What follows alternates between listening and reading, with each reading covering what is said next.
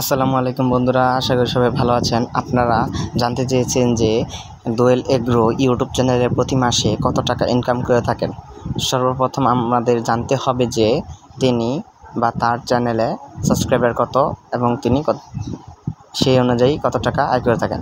তার ইউটিউব চ্যানেলে প্রায় 1 থেকে 1.5 লক্ষ সাবস্ক্রাইবার রয়েছে, যা 1 মিলিয়নের উপরে।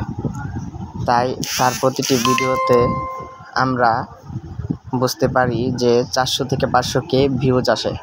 সেই ভিউজ অনুযায়ী তিনি প্রতি মাসে 70 থেকে 80 হাজার টাকা ইনকাম করে থাকেন।